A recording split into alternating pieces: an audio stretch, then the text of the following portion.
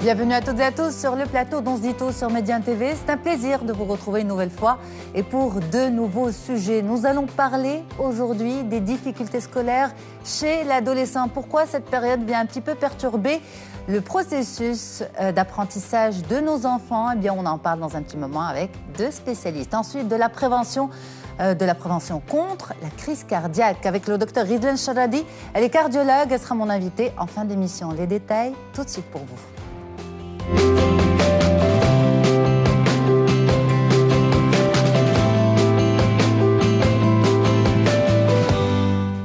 Nous avons déjà parlé des problèmes de l'adolescence de façon générale sur ce plateau avec différents spécialistes, mais aujourd'hui on s'attaque aux difficultés scolaires.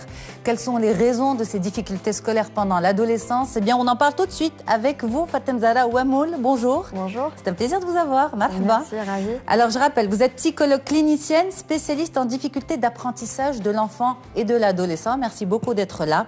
Et puis avec vous aussi, Asma Chawqi, bonjour. Bonjour. C'est un plaisir de vous recevoir. Merci. Vous êtes enseignante, coach scolaire et coach parental. Nous allons essayer de comprendre et d'expliquer aux parents et d'apporter des solutions pour justement une meilleure ambiance à la maison et de meilleures possibilités d'apprentissage pour les adolescents. Donc on va essayer d'abord, Fatem Zahra Ouamoul, de voir pourquoi l'adolescence vient perturber le processus d'apprentissage de certains adolescents. Alors déjà, peut-être définir ce que c'est que l'adolescence. Revenir sur ça, oui. Exactement, qui est une période intermédiaire entre l'enfance et l'âge adulte. Et qui dit période intermédiaire, dit aussi qu'il y aura des changements d'ordre biologique, d'ordre psychologique et social aussi, notamment. Donc c'est une période qui est un peu critique parce qu'elle est transitoire pour cet enfant qui va quitter sa position d'enfant pour rentrer dans une autre position qui est celle de l'âge adulte à travers justement cette adolescence qui ne se fait pas sans difficulté. Et justement, c'est là où se pose le problème, parce que l'adolescent est en train de vivre tous ces chamboulements qui représentent pour lui justement un certain nombre de difficultés. Aussi, on remarque qu'il y a un remaniement identitaire. Cet adolescent est en train de chercher une autre identité à travers laquelle il va exister à l'âge adulte, ce qui peut aussi créer des conflits avec les parents et à l'école. Et à l'école, exactement. Alors, tous les enfants n'auront pas des difficultés scolaires pendant l'adolescence, mais on sait que c'est une période quand même à risque pour certains enfants. Est-ce qu'il y a un profil, on va dire, d'enfants à risque ? Alors, les enfants à risque notamment, ce sont les enfants qui peut-être ont accumulé déjà des difficultés dès l'enfance, dès la première enfance, à l'école primaire. Ce sont par exemple des enfants qui étaient dispersés, qui n'ont pas assez profité du savoir, parce qu'il y avait une diminution par exemple de concentration, ou des enfants qui avaient des difficultés spécifiques d'apprentissage à l'âge primaire scolaire, et qui vont arriver justement à la fin de ce cycle primaire avec un certain nombre handicap qui va... En termes d'acquisition. Exactement, en termes d'acquisition. Mais il y a aussi le côté émotionnel, émotif, psychologique. Oui, bien sûr. On avait parlé des changements sociaux, des changements psychologiques aussi, parce que cet enfant est en train de se rechercher justement, rechercher une certaine identité. Il y a aussi l'image de soi qui est remise en jeu. Et cet enfant est chamboulé entre ce qu'il est en train de vivre et aussi tout le stress qu'il subit à l'école. Alors, ce qu'on va préciser pour les téléspectateurs, c'est qu'en préparant cette émission, vous m'avez dit, mesdames, écoute, Yasmine, il y a beaucoup de raisons.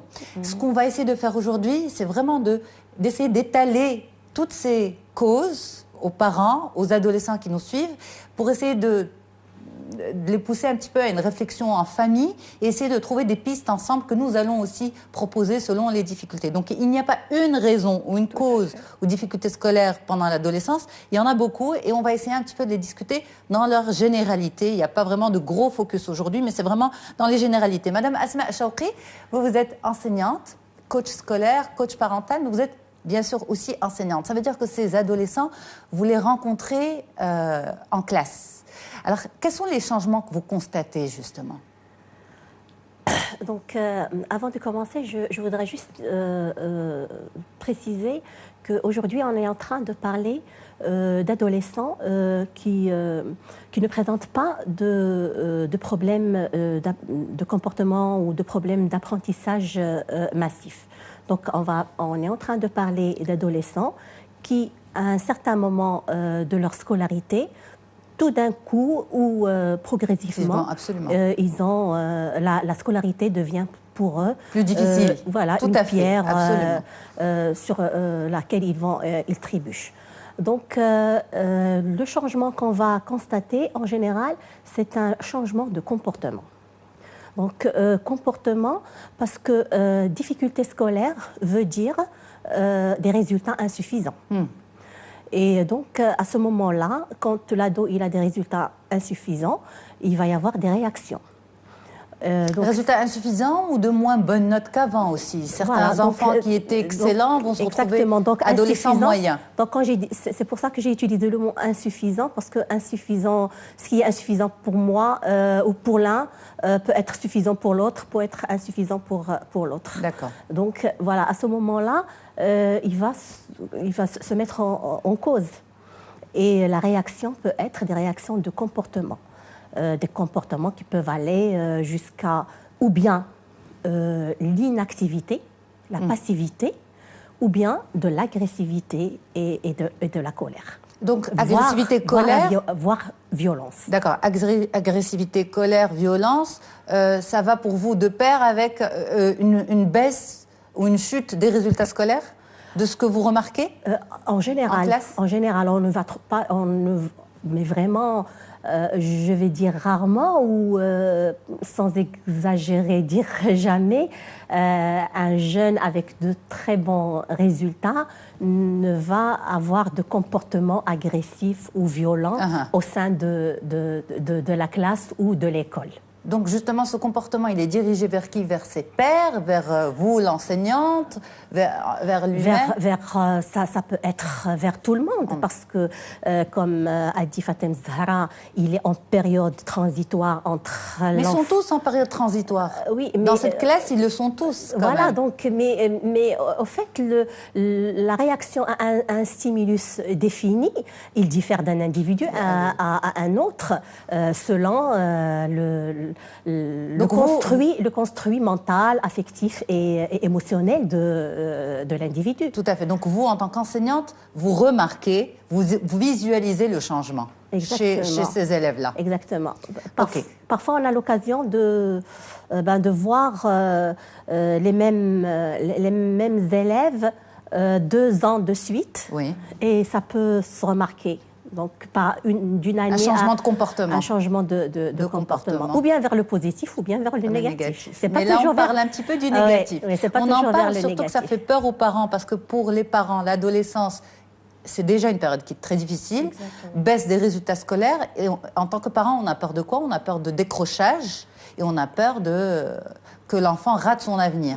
Et justement, ça se répercute aussi sur la relation au sein de la famille, entre cet adolescent et les parents. Qu'est-ce que vous constatez, Fatem Zahra Ouamoul? Oui, justement, parce que malheureusement, la réaction de la majorité des parents ne fait qu'aggraver, on va dire, ces difficultés scolaires chez ce jeune, parce que généralement, quand on reçoit ces premières notes qui sont, on va dire, faibles ou qui ne satisfont pas les attentes des parents. Généralement, ce qu'on va remarquer chez les parents, c'est qu'il y aura un sentiment de colère, de honte, voire même il va y avoir un comportement ou des propos qui vont être mal placés à l'égard de ce jeune. Par exemple, on va tomber dans le piège des comparaisons par rapport aux frères et sœurs, par rapport aux amis, etc. Et tout ça ne facilite pas justement cette passation, on va dire, chez le jeune qui se retrouve démuni face à lui-même et aussi face à ses parents, face à ses notes. Absolument. Et justement, donc c'est toxique pour la relation parent-enfant. Oui, tout à fait. Ça devient toxique du moment où toute l'ambiance générale à la maison elle tourne autour en fait de ces problèmes scolaires chez ce jeune-là. Et malheureusement, par la suite, on va garder un souvenir qui n'est pas très appréciable de cette transition-là, qui s'est faite dans la difficulté. Dans la difficulté, absolument. Exact. Alors vous, Madame Asma Chawqi, vous accompagnez ces enfants, ces adolescents en difficulté à travers le coaching scolaire que vous proposez, et puis ils vous sont amenés par les parents. C'est les parents qui vous contactent en premier lieu? Oui. Justement, en général, on déverse toute cette peur et toute cette colère un petit peu sur vous. Qu'est-ce que vous entendez? Donc, au fait, quand un parent il nous appelle, il va parler bien sûr de la difficulté scolaire de son enfant, mais plus il va parler de ses besoins, lui. En tant que parent? En tant que parent, de quoi il a besoin. Et comment il veut, l'image qu'il veut se faire de son enfant. Et ça, c'est parmi les choses qui vont engendrer les conflits au sein de la famille, parce que les parents, les éducateurs aussi, ne sont pas connectés ni à leurs vrais besoins, ni aux besoins du jeune. Et du coup, donc, nous, quand un parent nous contacte, c'est vrai, on va l'écouter. Mais le travail, il est fait avec le jeune et on va écouter le jeune par rapport à ses besoins, avec ce qu'il demande, lui, c'est sa demande. On va travailler sur sa demande et non pas la demande des parents. Parfois, les demandes, elles sont les mêmes et c'est que du bonheur. Oui. Mais quand il y a une différence entre ce que le parent demande et ce que le jeune demande, donc on va prioriser le jeune. Et vous, Fatem Zahra Ouamoul, quand les parents viennent vous voir ou lorsqu'on vous adresse cet adolescent, c'est pour les problèmes de difficultés scolaires ou c'est parce qu'il y a autre chose? Est-ce que les parents vous disent on ne s'entend plus, on a un problème, c'est un adolescent, donc voilà, automatiquement l'adolescent qui a des problèmes scolaires, c'est l'adolescent déviant. Exactement. Alors, c'est comme ça que c'est perçu. Les causes peuvent différer en fait, parce que tous les adolescents ne vivent pas leur adolescence de la même manière. Maintenant, il y a des parents qui viennent se plaindre des résultats scolaires de leur enfant. Il y en a d'autres qui viennent se plaindre du comportement de cet adolescent. C'est au cas par cas en fait, et on prend chaque personne selon la problématique qu'elle a. Mais généralement, quand il y a mauvaise note, on trouve aussi qu'il y a un comportement qu'il faudrait peut-être remédier. Et tout le travail qu'on sera amené à faire, c'est de voir avec ce jeune comment est-ce qu'il pourra traverser cette période sans trop de dégâts, on va dire, et aussi ne pas oublier de faire un accompagnement parental, aider ses parents à traverser aussi cette période avec leur jeune. Absolument, parce que ce qui fait peur aux parents, c'est le décrochage scolaire. Est-ce qu'on bascule rapidement, Madame Asma Chawqi? Est-ce qu'il y a un risque justement pour un enfant en difficulté, un adolescent en difficulté scolaire? Est-ce qu'il y a le risque de décrocher? Est-ce qu'il est rapide? Honnêtement, parce que vous avez enseigné dans différentes structures, donc... Parce qu'on avait dit au début, les difficultés scolaires, il y a beaucoup de raisons de difficultés scolaires. Donc il y a beaucoup de causes. Il y a les causes qui sont psychiques. Et puis, il y a des causes qui ont lien avec la méthode de travail. Donc après, si l'adolescent il est vite pris en charge, ça peut vraiment... il est en période de changement. Donc, il est vraiment... Est-ce qu'on peut passer en revue les problèmes de méthodologie de travail que vous retrouvez dans vos diagnostics? Voilà, donc ces méthodologies, c'est plutôt ces difficultés, ils ont un lien avec la méthodologie de travail en général, que je vais citer brièvement. Ça peut être une malorganisation, un problème de concentration, un problème de motivation. Ça peut être aussi un manque de cadre, un manque de structuration de temps et d'environnement de travail à la maison après l'école. Ça peut être aussi des lacunes que le jeune a traîné avec lui depuis le primaire. Et quand il se retrouve en adolescence, l'image de soi, ça devient quelque chose de très important pour lui. Donc, la difficulté scolaire peut être juste pour lui une fuite de ces lacunes-là, parce que pour le jeune, vaut mieux dire de lui que c'est quelqu'un qui est je m'en foutiste, qui est démotivé, qui ne fait pas d'efforts, que de révéler au grand jour ses lacunes et ses faiblesses devant ses camarades et devant Alors ça, son c'est un entourage. volet extrêmement psychologique, justement. Est-ce que c'est une lecture aussi que vous faites? Oui, on peut notamment faire cette lecture-là, parce que l'enfant, à cet âge-là, devient face à l'image qu'il renvoie aux autres, justement, et elle devient très importante. Pourquoi? Parce qu'on existe à travers l'image que nous avons de nous-mêmes, mais aussi à travers l'image que nous renvoyons aux autres, et surtout à travers ce que eux nous donnent comme feedback sur Mais cette les parents qui image-là. nous suivent maintenant pourraient se dire, mais donc il le fait exprès. Il ne le fait pas exprès. On est tous passés par là. Et c'est une étape qui est essentielle. Il le fait exprès d'avoir de mauvaises notes. Il est capable de faire mieux, mais il le fait exprès. C'est sa façon à lui de revendiquer quelque chose. Alors, pourquoi il me fait du mal? Pourquoi il se comporte comme ça me fait du mal à moi en tant que parent. Alors déjà, ce qu'il faut savoir, c'est que cet enfant vit un mal-être lui-même. Donc je ne pense pas qu'il y a un enfant qui décide un jour de vivre un mal-être ou d'être mal, d'autant plus de mettre ses parents devant cette difficulté-là. Pourquoi? Parce que l'enfant, son premier objet d'amour, ce sont ses parents, justement. Et il n'a pas envie de décevoir ce premier objet d'amour. Donc je ne pense pas que ces enfants le font exprès. Ce sont des difficultés. Mais c'est des choses qu'on vous dit? C'est-à-dire dans cette première consultation, où les parents, on va dire, arrivent un peu en colère contre cet adolescent, n'arrivent pas à comprendre, on sait déjà à la maison plusieurs pistes, rien ne prend. Il y a une forme de colère qui s'installe chez ses parents. Il y a une certaine forme de colère. Et ce qu'on dit, ce qu'on répète souvent, c'est que ce jeune ne fait pas d'efforts. Oui. Il ne fait pas d'efforts pour étudier, justement.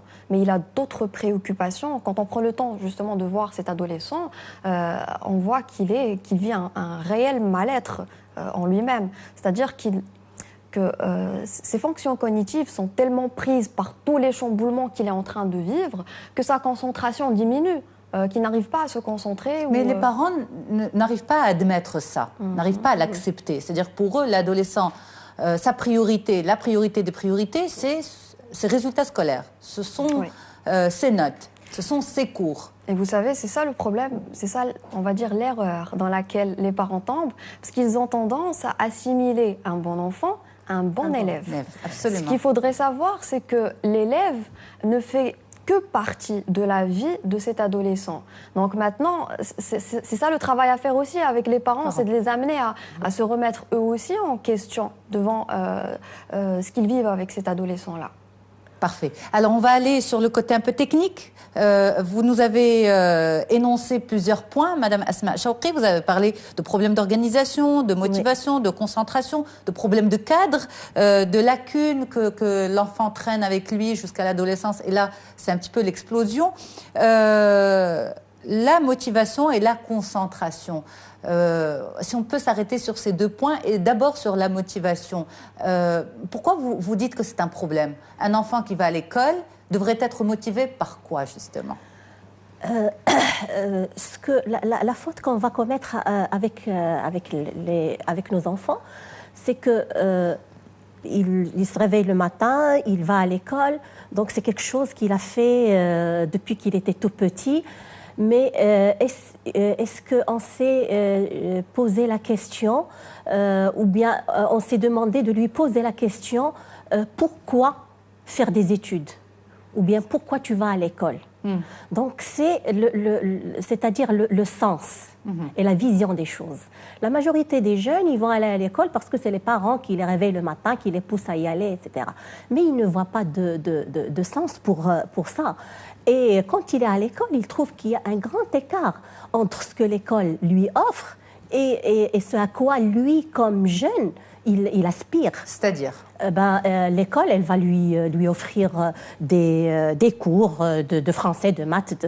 Et lui, il y a beaucoup de jeunes qui vont se poser la question. Ils ne voient pas l'utilité de ce qu'ils font parce que pour lui, il vaut mieux qu'il fasse autre chose. Okay. Et ça, c'est... je vais entrer un peu sur quelque chose de plus spécifique. C'est ce que l'école en général présente ou sur quoi elle s'appuie. Donc l'école en général, elle s'appuie sur la lecture, l'écriture, etc. et les maths. Tout pratiquement tourne autour de ça. Et donc Au fait, aujourd'hui, on parle plus d'intelligence multiple. Donc, chaque personne, elle a 8 intelligences. Il y a les intelligences linguistiques, logico-mathématiques, interpersonnelles, intrapersonnelles, naturalistes, artistiques, musicales. Et les jeunes à l'école, elle se base sur 2 intelligences, qui est l'intelligence linguistique et l'intelligence logico-mathématique. Okay. Et l'enfant, il y a des enfants qui ont... tout le monde a ses intelligences. Après, laquelle elle est dominante chez moi? Oui. Est-ce que je suis plutôt... ma dominante, elle est linguistique ou logico-mathématique ou musicale, etc. Donc, chez des enfants ou chez des jeunes, on va trouver qu'ils ont l'intelligence, par exemple, musicale ou artistique. Elle est plus dominante que celle linguistique ou logico-mathématique. Mais elle n'est pas dans la zone de confort des parents. Donc, voilà, et même l'école. Et de l'école, absolument. Surtout de l'école. Des parents et de l'école. Surtout de l'école. Donc, le système éducatif, il est basé sur ça. Il va mettre de côté les autres intelligences. Et si c'est un jeune qui a cette intelligence, par exemple, musicale ou interpersonnelle ou naturaliste qui est plus dominante, il va trouver du mal à intégrer les autres ou bien à faire travailler ses intelligences parce qu'elles sont là, elles sont juste dormantes. Et le système scolaire, il ne fait pas travailler ces intelligences. Mais dans ce cas-là, c'est quoi vos difficultés à vous deux en tant que spécialistes et chacune dans sa spécialité? C'est de faire rentrer ces enfants dans le moule? Alors maintenant, je voudrais juste rejoindre Asma par rapport à ce qu'elle a dit, parce que c'est très important, donner du sens chez l'enfant pour voir c'est quoi la finalité justement d'aller au cours, de subir toutes ces heures, parce qu'on parle de 8 heures quand même à l'école, ce qui est énorme. Donc maintenant, tout l'enjeu ou tout le travail qu'on sera amené à faire, c'est de travailler tous ensemble, peut-être professionnels, avec les parents, avec l'école aussi, ce qui est très difficile à faire, surtout chez nous aujourd'hui au Maroc, et d'essayer de trouver... Vous le constatez sur le terrain ? C'est difficile? Oui, bien sûr. De travailler avec les écoles? Oui, c'est assez difficile. Déjà, pour ouvrir le dialogue avec l'école, on est face à une école qui est bureaucratique, il faut passer par plusieurs bureaux, il faut trouver quelqu'un qui soit à l'écoute justement de la demande de cet enfant. Et l'école a plusieurs enfants, donc elle ne voit pas comment est-ce qu'elle pourrait satisfaire un certain nombre d'enfants. Maintenant, ce que je voudrais ajouter aussi, c'est que l'école aujourd'hui, malheureusement, elle n'est adaptée qu'à une minorité d'enfants. La majorité ne trouve pas sa place. Comme a dit Asma, on trouve des enfants qui ont des facultés artistiques ou autres, mais face au programme qui est présenté, on n'arrive pas à cultiver justement cette créativité chez l'enfant. Justement. Et ça lui cause un certain mal-être. Donc il trouve voilà, il y a un écart. Et il se voit comme on va dire, un objet d'expérimentation. Mais est-ce que les parents ont le choix? Au lieu d'être... Non, malheureusement. Malheureusement, non, il n'y a pas de choix, c'est ça. Donc il se voit plus comme un objet d'expérimentation qu'un sujet d'action. Donc le jeune, il ne se voit pas comme quelqu'un qui est acteur de sa vie et architecte de ses rêves. Absolument. Et ça a relation avec le sens. Et donc, je crois que la première chose qui devrait être faite pour dépasser soi-disant ces difficultés scolaires, la première étape, c'est vraiment donner ce sens à aider nos enfants à voir le sens des études, le sens de sa vie. Comment on peut faire justement? Ça ne commence pas à l'adolescence, ça devrait commencer avant? Bien sûr, commencer à discuter, à écouter le besoin, écouter dans la bienveillance, laisser le jeune s'exprimer, parler de ses rêves, parce que c'est en parlant de ses rêves qu'il va... Est-ce que pour vous, les stages, c'est aussi une bonne chose? C'est-à-dire lui faire connaître très, très tôt différents métiers? Les stages de métier, oui, ça peut... Profiter d'une semaine de vacances régulièrement pour une immersion? Oui, c'est une bonne chose, malheureusement. Parce que quand vous parlez de sens... Exactement. Oui, maintenant, ce serait intéressant aussi de le faire, mais malheureusement, toutes les écoles ne le proposent pas aujourd'hui. Mais peut-être ce serait intéressant de voir avec l'enfant, essayer des métiers pour voir quels sont les inconvénients, les avantages, est-ce qu'il s'y trouve ou pas. Maintenant, pour travailler avec l'enfant sur cette question de sens, on va travailler aussi sur la motivation. Comme on a dit, la motivation, elle se travaille dès l'enfance. Il faudra être à l'écoute, que les parents soient à l'écoute. Et malheureusement, dans certains cas, on trouve l'enfant baigné dans ce désir du parent qui le voit, peut-être médecin ou autre chose, et on n'écoute pas assez l'enfant. Et c'est ça ce qu'on propose, justement, d'écouter l'enfant, savoir ce qu'il veut aussi, quels sont ses penchants, etc. Alors justement, vous, Madame Asma Chawqi, vous établissez cette relation avec les jeunes que vous suivez et ils s'ouvrent à vous, ils vous font confiance et au bout d'un moment, ils vous racontent des choses. Justement, qu'est-ce qu'ils reprochent un petit peu à leurs parents? Parce que là, on parle des problèmes de l'adolescent en difficulté scolaire, et donc les parents se plaignent à vous, mais aussi ces jeunes viennent se plaindre à vous aussi. Exactement. Donc, en général, c'est par rapport parfois au choix de l'orientation. Par exemple, c'est quelqu'un qui ne veut pas faire une filière scientifique alors que c'est les parents qui va l'obliger à faire ceci. Par rapport à l'organisation de travail, et ça on le trouve surtout dans les plus jeunes. 11 ans, 13 ans, 14 ans, ils veulent faire un choix de leur organisation, de leur structuration de temps. Ça, c'est un point très important. Oui. Vous avez beaucoup de conseils à donner aux parents. On va les laisser juste après la pause. On reste ensemble et on revient dans un petit moment pour continuer ces discussions, les difficultés scolaires chez l'adolescent, différentes pistes à vous proposer, une introspection familiale à faire peut-être après si vous le souhaitez avec vos enfants justement pour essayer de trouver une solution. Nous allons aussi faire de la prévention santé, nous allons parler de l'infarctus du myocarde, la fameuse crise cardiaque au sujet aussi ce matin dans On se dit tout. Restez avec nous, la suite dans un petit moment.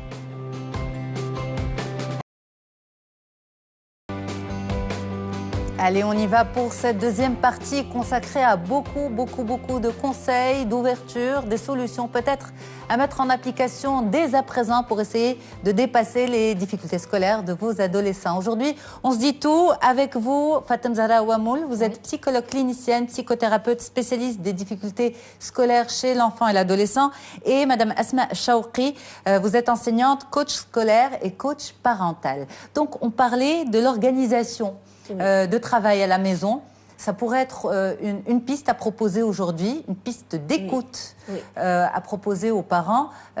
Souvent, on vous dit, on ne me laisse pas travailler comme je le veux, on ne me fait pas confiance. Oui, exactement. Donc, en général, je vais demander au papa de m'excuser parce qu'en général, c'est les mamans qui...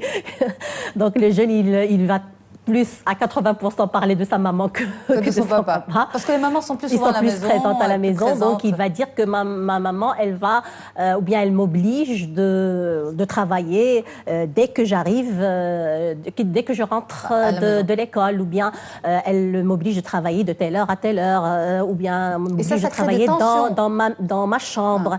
Donc c'est des choses qui vont créer des tensions entre l'enfant et sa maman. Et comment il va, parce que comme c'est une période d'adolescence, comment l'adolescent, il va s'imposer en s'opposant. Oui. Donc c'est la stratégie numéro 1 qui va... Il s'oppose en faisant quoi?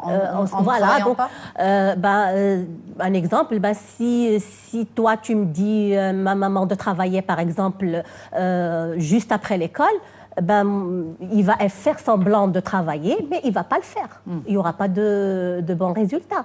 Donc, la meilleure façon, c'est d'avoir une discussion avec l'enfant. Voilà, donc le travail après l'école, c'est quelque chose d'important.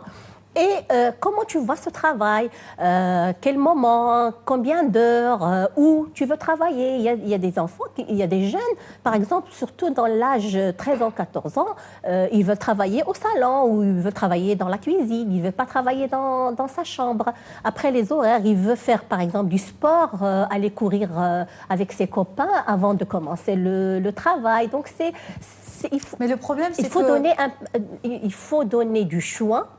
C'est-à-dire qu'on ne va pas imposer les règles, c'est être bienveillant et ferme à la fois sans être laxiste. Mais voilà, c'est ça toute la difficulté, parce que beaucoup de parents nous disent, écoutez, si on ne serre pas, eh bien, il ne va pas Exactement. travailler. Quand on lui laisse la liberté de travailler seul, quand on n'est pas derrière lui, eh bien, il ne va pas aller s'installer, il ne va pas prendre son livre. Si on ne lui dit pas, va travailler, va faire tes devoirs. Pourquoi, justement, on se retrouve dans cette dynamique-là? Non, en fait, on a vraiment, les parents, ils ont vraiment tort par rapport à ça, parce que moi, c'est des expériences que j'ai vécues avec des jeunes, et c'est des mamans qui sont venues chez moi au début toutes stressées, les larmes aux yeux, déprimées, mais après avoir eu la discussion avec l'enfant, lui ouvrir ce champ de choix. Voilà, le travail, on va le faire. Ça ne veut pas dire qu'on ne va pas le faire, mais tu choisis tes plages horaires, tu choisis le lieu de ton travail, comment, c'est toi qui décides. C'est le responsabiliser. Voilà, le c'est la clé, Fatem Zahra Ouamou, vous êtes d'accord? Exactement, c'est ce que je voulais rajouter, c'est Oui, que beaucoup de parents, malheureusement, ne donnent pas assez d'importance à ce point qui est très important même pour le développement de cet ado. On a dit qu'il va sortir de cette identité d'enfant qui était dépendant, on va dire, de ses parents, vers une autre position, c'est de l'adulte qui est indépendant. Maintenant, il faudra le préparer. La préparation, elle commence dès l'enfance. Mais il n'est jamais trop tard, comme je dis aux parents. Donc, il faudra un petit peu faire confiance à cet adolescent. Parce qu'un adolescent à qui on fait confiance, c'est un adolescent qui acquiert une confiance en lui-même aussi et qui trouve le sens dont on parlait tout à l'heure. Le sens de travailler, le sens de retrouver une certaine motivation à travers ce qu'il fait, ce qu'il entreprend. Est-ce que justement les adolescents se plaignent et reprochent un peu à leurs parents leur manque de confiance en eux? Oui, énormément. Énormément. Et c'est là où on questionne un petit peu les parents par rapport à leurs attitudes, par rapport aussi à leurs punitions, malheureusement, qui sont des fois privatives et qui peuvent avoir une influence énorme sur l'enfant. Par exemple, le privé, je donne un exemple, le privé d'un sport qu'il aime ou d'une activité dans laquelle il se retrouve pourrait avoir des effets néfastes sur ce jeune adolescent qui, justement, pour lui, peut-être c'est un champ où il se défoule, où il consomme cette énergie-là. Absolument. Parce que dès qu'on aide l'enfant à avoir un sens à sa vie, parce que quand on l'aide à faire ceci, même cette période d'adolescence oui, surtout un peu. Les jeunes, ça marche super bien avec les jeunes, des ados de 17 ans, 18 ans. L'aider à voir le sens de sa vie, tout en... c'est-à-dire que de telle façon que les études deviennent un catalyseur incontournable dans la réalisation de ses rêves. Donc, par exemple, donnez-nous un exemple. Le jeune, par exemple, il veut faire, par exemple, on va dire maintenant les jeunes, ils veulent partir à l'étranger, faire des études et voilà, avoir plus d'indépendance, être loin des parents, etc. Donc voilà, ça c'est ce que le jeune il veut. Ok. D'accord. Après le bac. Après le bac. Très bien. Il est en terminale, il est flâné du bac. D'accord, qu'est-ce que tu veux? Moi, je veux aller à l'étranger pour faire des études d'ingénierie. Parfait. Et pour pouvoir faire ces études d'ingénierie à l'étranger, de quoi as-tu besoin? Quelle est la piste à suivre pour pouvoir faire des études dans une école d'ingénierie? Là, je dois avoir de bonnes notes et je dois avoir le bac. Et pour avoir le bac, qu'est-ce qu'il faut faire? Il faut travailler. Et pour travailler, qu'est-ce qu'il faut faire? Et pourquoi les jeunes n'en sont pas conscients, justement? Est-ce qu'ils ne sont pas conscients qu'il faut travailler? Voilà, donc voilà, c'est l'âge, un manque de maturité.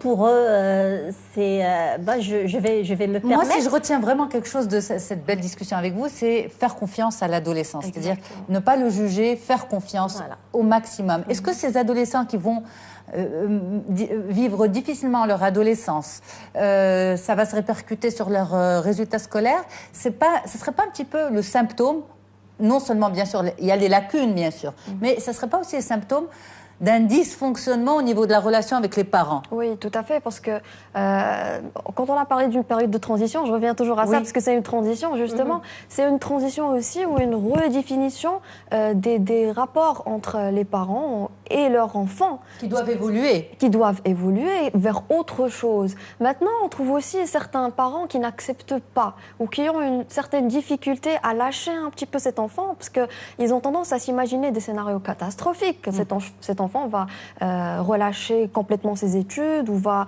je ne sais pas, pencher vers la drogue, etc.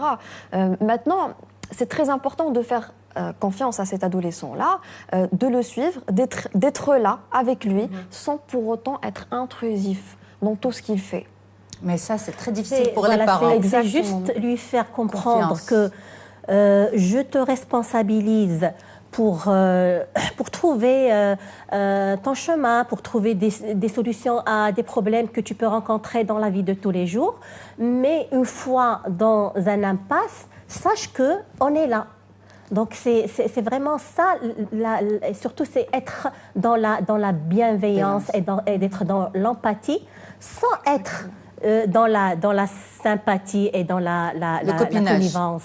Mais en même temps, ce que vous dites est très, enfin on va dire, c'est du terre à terre. Oui. C'est ain l'aql, comme on dit. C'est vraiment ça a l'air d'être très simple. Mais pourquoi en tant que parent on se perd dans autre chose?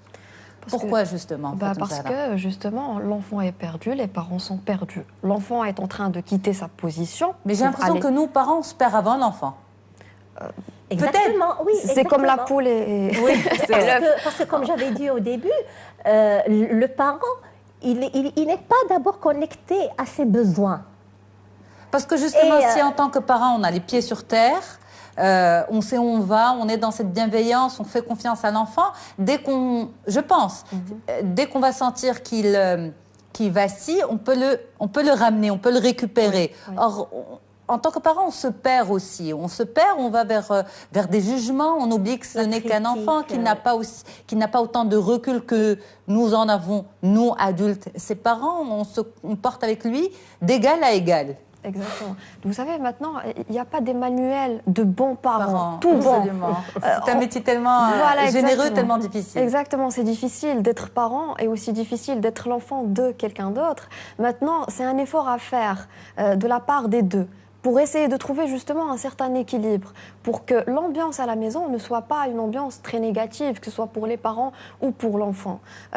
Pour qu'on essaie justement de trouver ce milieu dans lequel on va se retrouver ensemble, certaines règles. Maintenant, quand on dit aussi faire confiance à l'enfant, on ne dit pas le lâcher complètement. Faudra être là, assez ferme quand il le faut aussi, mais sans pour autant éviter surtout d'être intrusif ou d'essayer d'amener l'enfant vers un chemin que nous désirons, que les parents désirent. Les lacunes aussi. Bon, donc on a mis en place l'environnement, l'ambiance, rétablir la confiance, se rappeler que cet enfant, c'est notre enfant, qu'en tant que maman, on l'a porté, qu'en tant que papa, on l'a aussi porté dans son cœur, parce que ça, c'est des choses qu'on a tendance un petit peu à oublier. Mais il y a aussi les lacunes. Ouais. Donc ça aussi, il faut y remédier. Exactement. Donc en cas de lacunes, c'est vraiment... il faut chercher la solution, et avec l'ado, bien sûr. Donc les lacunes, c'est pour y remédier, c'est les cours de soutien. C'est pas la fonction d'un coach, parents. Ni d'un coach scolaire. Donc c'est vraiment un cours de soutien dont le jeune aura besoin. Mais peut-être que votre rôle dans ce système-là, c'est de mettre en place amener cet ado à mettre en place c'est ça l'avantage. Voilà, donc c'est ça l'avantage en coaching scolaire, c'est la prise de conscience. Parce qu'on amène le jeune vers une prise de conscience. Donc, dès qu'il a une prise de conscience qu'il a des lacunes dans certaines matières, et pour y remédier, il a besoin d'un soutien scolaire d'une tierce personne, à ce moment-là, il va accepter ce soutien scolaire et ça va être plus bénéfique que si, par exemple, il ramène un bulletin et les parents ils vont décider, voilà, à partir de la semaine prochaine, tu vas avoir un professeur de français ou un professeur de maths parce que tu as eu une mauvaise note. Donc, la prise de conscience de l'adolescent lui-même est très importante. Lui-même. Après, avec le coach, on peut... Avec le coach ou avec le parent? Parce que, par exemple, aujourd'hui, vous avez donné ces conseils d'ouverture, de bienveillance. Exactement. Parfois, ça peut être juste des accidents. Ça peut être juste des accidents de parcours. C'est pas vraiment des lacunes qu'il traîne avec lui tout le long de sa scolarité. Ça peut être, et ça c'est aussi important. Parfois, le jeune, il a une relation avec son professeur. Et parfois, il y a le courant qui ne va pas passer entre le professeur et ça, c'est toute une thématique. Et donc, il faut se poser beaucoup de questions. Un petit mot de la fin avec vous, Fatem Zahra Ouamoul. Alors, surtout essayer d'ouvrir le dialogue. C'est le mot-clé, la communication avec l'adolescent, l'amener justement à redéfinir ses objectifs, lui faire confiance sans trop tomber dans le piège de l'intrusion. Le dialogue, la confiance, la bienveillance, la tendresse et l'amour parce que ce sont nos enfants. Et puis, moi, je dirais donner un sens à sa vie. Et voilà, et de telle façon que les études deviennent un catalyseur incontournable pour la réalisation de ses rêves. Et considérer son enfant comme son enfant et non pas comme un élève. Comme un élève, comme un résultat à la fin du trimestre. Eh bien, merci beaucoup, mesdames. Merci pour votre mobilisation autour de ce sujet. Fatem Zahra Ouamoul, psychologue clinicienne, spécialiste en difficultés d'apprentissage chez l'enfant et l'adolescent. Merci beaucoup. Asma Chaoukri, enseignante, coach scolaire, coach parental. Mesdames, restez avec nous pour la suite. Nous allons parler de sensibilisation, éviter la crise cardiaque. Ça, on en parle dans quelques secondes. À tout de suite.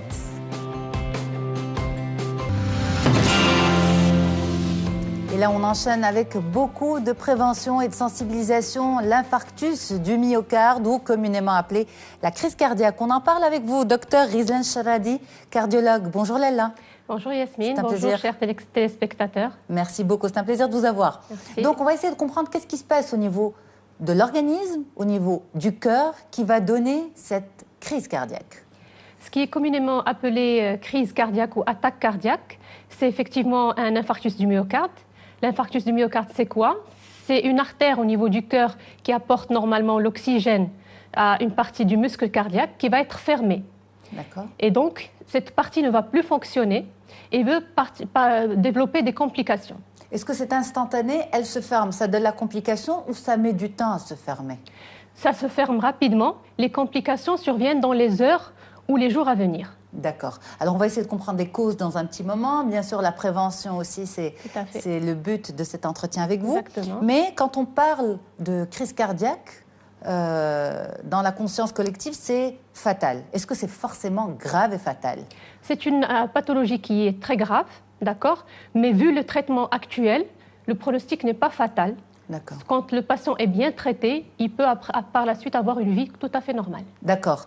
Alors, d'abord, comment savoir que c'est une crise cardiaque? Comment ça se manifeste? Le diagnostic est très facile. C'est une douleur thoracique médiane. C'est une douleur dans la poitrine, au milieu de la poitrine. C'est une douleur qui est intense, qui est compressive, qui est angoissante, avec une sensation de mort imminente.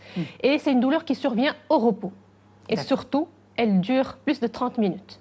Ah, d'accord. Donc la douleur dure pendant plus de 30 minutes? Tout à fait. Elle va durer plus de 30 minutes. C'est à ce moment-là qu'on pense à l'infarctus du myocarde. Parce qu'on peut avoir des douleurs courtes qui surviennent essentiellement à l'effort et qui disparaissent après l'effort.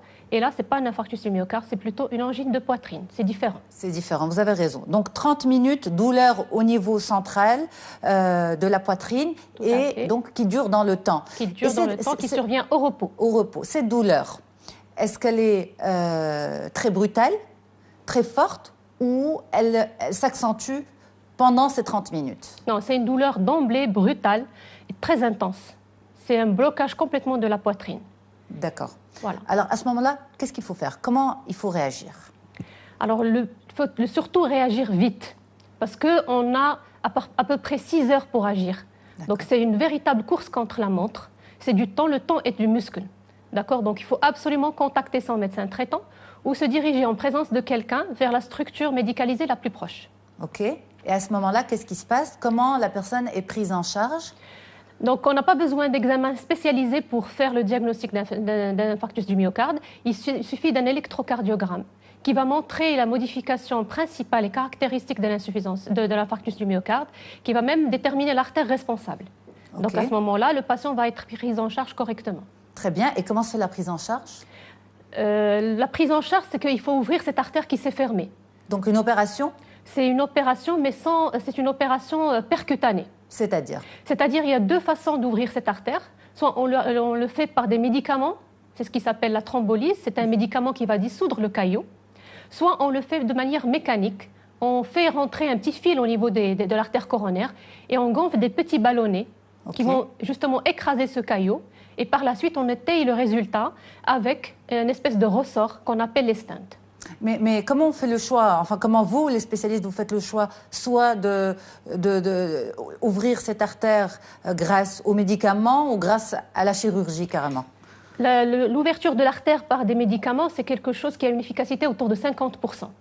Donc ça se fait dans le cas où le centre est très loin. Parce que comme je vous ai dit, c'est une course contre la montre. Quand le centre de prise en charge est loin, on commence justement par ces médicaments qu'on injecte dans la veine et qui permet de gagner du temps. Par contre, quand on est dans un centre spécialisé, on passe directement à la salle de cathétérisme pour ouvrir mécaniquement cette artère. Très bien. Alors, est-ce que ça marche? Est-ce que c'est efficace? Tout à fait. C'est une efficacité qui est très importante, autour de 95% quand on le fait par voie mécanique. Quand on le fait dans les 6 premières heures, il y a peu de dégâts au niveau du muscle cardiaque. D'accord. Avant de savoir comment on vit ensuite après une crise cardiaque, est-ce qu'il y a avant la crise des signaux d'alerte? Ça dépend. Il y a certains patients où le tableau est inaugural, c'est-à-dire quelqu'un qui ne ressent rien et qui peut, à un instant T, faire une douleur très intense responsable d'un infarctus du myocarde. Par contre, il y a certains d'autres patients qui vont faire justement des signes prémonitoires, c'est-à-dire une douleur qui ressemble à celle de l'infarctus du myocarde, mais qui apparaît uniquement à l'effort, et dès que le patient arrête son effort, la douleur disparaît. Et donc à ce moment-là, il faut tirer la sonnette d'alarme, aller voir son médecin pour aller voir plus loin que de ça. D'accord. Et à ce moment-là, tirer la sonnette d'alarme, justement, ça pourrait être annonciateur d'une crise cardiaque. Tout à fait. Imminente? Pas imminente, mais ça peut venir à n'importe quel moment. Personne ne peut dire à quel moment ça peut survenir. Et justement, à travers en fait, les cas que vous rencontrez, les patients que vous rencontrez, est-ce que ceux qui ressentent ces signaux viennent consulter ou pas? Tout à fait. Les gens qui ont des signes de douleur thoracique à l'effort, des fois, ils viennent consulter. Le problème qui se pose, c'est que c'est une pathologie qui est peu connue. Et quand la personne fait une douleur thoracique plus de 30 minutes, pour eux, ils ont le temps d'agir. Donc les gens viennent en retard. Donc ils dépassent les 6 premières heures. Donc même si on fait un traitement, l'efficacité n'est pas la même. Donc moi, je voudrais insister sur le fait qu'on a 6 heures pour agir, pour avoir le minimum de risque. Donc, devant une douleur thoracique médiane, intense, durable, il faut absolument se déplacer rapidement vers la structure la plus proche. Très bien, docteur. Donc, comment on vit après une crise cardiaque? Tout dépend du tableau clinique initial et de la prise en charge qui a été faite. Par exemple, un patient qui est venu en retard et dont la prise en charge n'a pas été optimale parce qu'il était loin, ce patient vivra avec des difficultés respiratoires et donc aura besoin d'un suivi qui est très rapproché. D'accord. Quelqu'un qui est venu dans les 6 premières heures, qui a été pris rapidement, son artère ouverte, il vivra tout à fait normal, il pourra faire son sport facilement, à condition de suivre un certain nombre de règles. Bien sûr, une meilleure observance thérapeutique, c'est-à-dire qu'il doit prendre ces traitements qui sont là pour maintenir le ressort ouvert, pour justement éviter les récidives. Il doit avoir un suivi avec son cardiologue et surtout une maîtrise des facteurs de risque cardiovasculaires. Justement, nous allons insister sur ces facteurs de risque. Qui va faire une crise cardiaque, justement? Quel est ce profil de personnes à risque? Justement, heureusement d'ailleurs, on n'a pas tous le même risque. Donc les risques en fait dépendent des facteurs de risque cardiovasculaires. Les facteurs de risque cardiovasculaires, on en a 2 types. On a des facteurs de risque qui sont non modifiables, pour lesquels on n'y peut rien. C'est l'âge. Plus on avance dans l'âge, plus on a le risque de faire un infarctus du myocarde, plus de 50 ans chez l'homme et plus de 60 ans chez la femme. Le sexe masculin est un facteur de risque cardiovasculaire, donc, parce que les femmes sont protégées par leurs hormones jusqu'à la ménopause. Par la suite, le risque va s'égaliser. On a l'hérédité. Quand on a des parents qui ont fait un infarctus à un âge précoce, là, on a un risque de faire nous-mêmes un infarctus du myocarde. Et puis, il y a les facteurs de risque qui sont modifiables, sur lesquels on peut agir, qui sont le diabète, l'hypertension artérielle, la dyslipidémie ou l'excès de cholestérol et le tabagisme. Très bien. Donc quelqu'un qui a un facteur de risque n'est pas comme quelqu'un qui a 2 ou 3 facteurs de risque, parce que ces facteurs de risque ne vont pas s'ajouter, ils vont se potentialiser. Quelqu'un qui a plusieurs facteurs de risque, il est plus prédisposé à faire un infarctus du myocarde. Alors justement, à ce moment-là, quelle prévention pour ces personnes? Justement, il faut réduire ces facteurs de risque modifiables, comme j'ai dit. On ne peut pas agir sur l'hérédité, par exemple. Voilà. Sur l'hérédité, l'âge et tout ça, on n'y peut rien. Par contre, quand on est diabétique, il faut avoir un suivi régulier avec son endocrinologue, avoir une hygiène de vie correcte, une alimentation saine. Quand on a un excès de cholestérol, il faut absolument privilégier les fruits, les légumes, les céréales, les poissons, les viandes blanches et éviter tout ce qui est riche en cholestérol. Quand on a une hypertension artérielle, il faut connaître les chiffres tensionnels, les suivre avec un appareil de temps-mesure, prendre ses médicaments et avoir une hygiène de vie avec moins de sel, moins d'alcool, moins de tabac. Quand on fume, il faut absolument arrêter. Pas d'alcool, pas de tabac. Pas d'alcool, pas de tabac, puisque quand on est tabagique, il faut absolument se faire aider par son médecin, par des espèces de thérapies, mais l'essentiel, c'est qu'il faut s'en éloigner. Alors justement, par rapport à l'hérédité aussi, quand un membre de la famille a déjà eu une crise cardiaque, est-ce qu'on peut faire une forme de prévention? Est-ce qu'il y a moyen de, je ne sais pas, peut-être que je dis n'importe quoi, un dépistage précoce, établir une échelle de risque?